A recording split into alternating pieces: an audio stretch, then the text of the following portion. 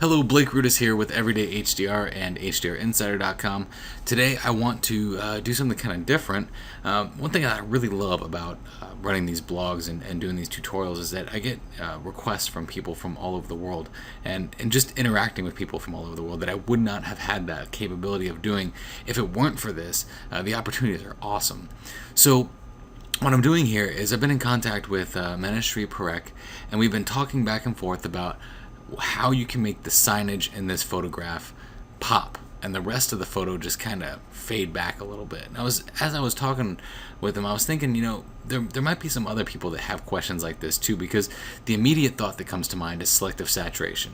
And we are going to kind of do a selective saturation thing here, but we're just going to do like a selective edit so we can really grab and make a selective focus, I guess, on just the signage, but still keep the photo and the place intact, because that was the request. Manishri wanted to keep the place intact. They wanted the faces intact and still have this atmosphere, but have the signage stick out. So let's jump right into this. We're going to kind of do a selective saturation thing here, but with a little bit of a twist. So the first thing I'm going to do is duplicate the layer by pressing Control or Command J if you have a Mac.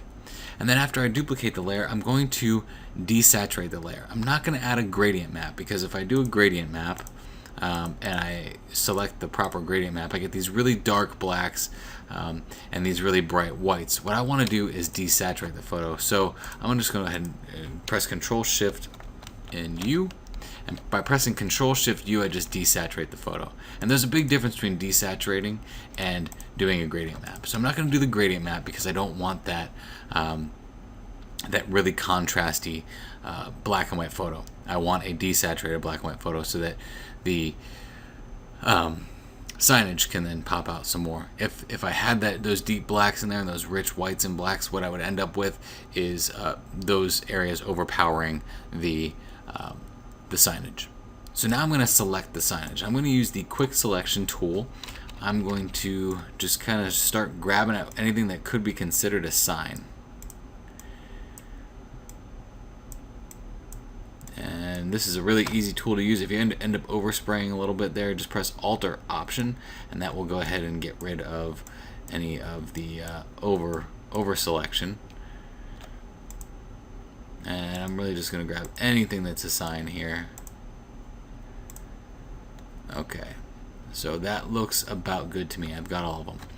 So now what I want to do is, because I have these signs selected, I'm going to press the mask tool, or the little mask icon down here. When I select that mask icon, what it's going to do is it's going to go ahead and mask out everything else. So it's basically preserving what I had selected. So what I want to do is press Control I to inverse that, because what I really want is that signage to be in color and the black and white to be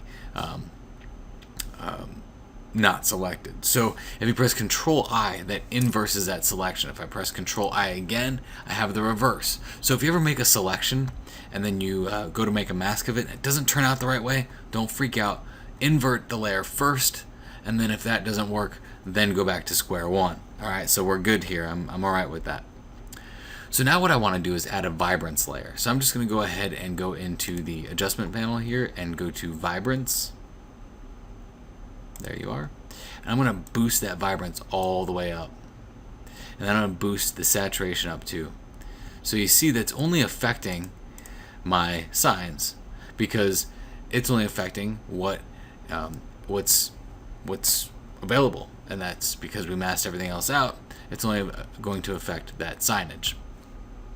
So now the next thing I want to do is do a curves adjustment layer, but I want to do that curves adjustment layer just for the signs. So let me go ahead and do a curves layer and start playing with this curves layer to get it so that it really kind of makes these signs kind of pop out a little bit more. So I'm going to make them a little bit darker and then a lot brighter. Now it's doing it to the whole photograph right now, and I don't really want that. I just want that on the signage.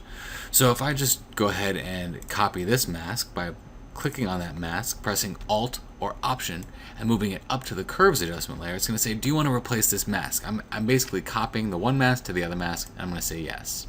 Now, like I said before, if it doesn't have the desired effect, try inverting that first. So if I press Control I, that will invert it. Now, let's zoom in here. We've got some hard edges on our masks. So let's go into the curves mask and increase the feather. So in the properties tab, you'll see that here's the actual, here's the property of the curve when you click on the curve. But if you want the property of the mask, you just move the feather over. I'm going to do the same thing on the layer that I did for the black and white layer. So now I've got a pretty successful photograph. I could probably end here, but we're kind of in that realm of this is just selective saturation. So let's try and lower the opacity just a little bit on this black and white photograph. So I just went to 95%, so it's only 5% with its color back. It just gives it a little bit of a more of like a vintage look and feel to it. So you can still kind of see what's going on around it, but those signs still pop out.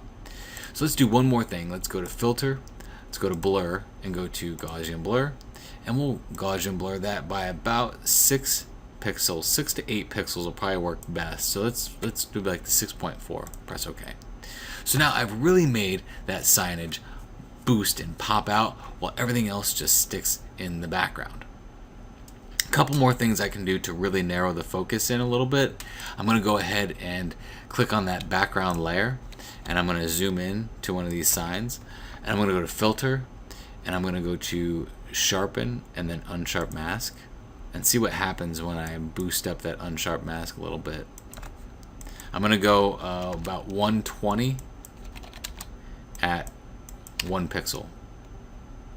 So here's our before and after. That's before, that's after. So it just kind of glazes that over a little bit, makes them a little bit more visible.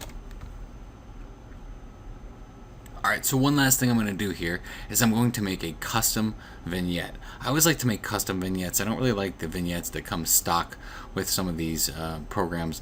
And while they do have their definite pluses, they have, I think, a little bit more minuses because you can't do exactly what you want to do with it. You're restricted to what a slider is going to let you do. So what I'm going to do is I'm going to create a new layer, and I'm going to press Shift F5 again to fill that with black.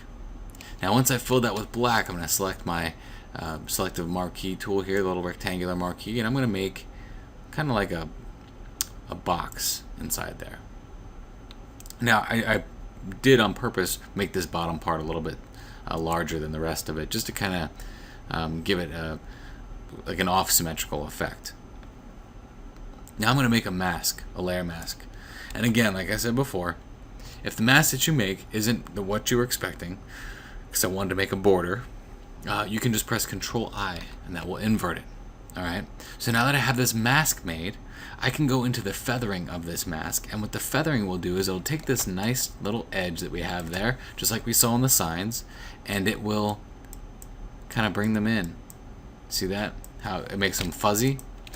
So now that we have our edge feathered to about like the 54-55% range, let's take our opacity and drop it down. And we can drop it down to just somewhere around 50 or maybe a little bit below. And what that does, it narrows our focus in as a viewer. And it really allows us to kind of narrow our focus right into those signs. So what I don't like about this though is what's happening to the highlight up there. So on that mask, if I press B for the brush tool, I can just go ahead and paint black on that mask so that that highlight doesn't get covered up. I really do like to protect my highlights from masking. It just looks a little bit more professional. So there we go. It helped, those little highlights just kind of help lead right into that photograph. So there's before and after. There's let's do a complete before and after. We're going to press Alt or Option on the background layer. So here we are in this really busy downtown hustle bustle area. And now if we look at it, all we see is pretty much the signage.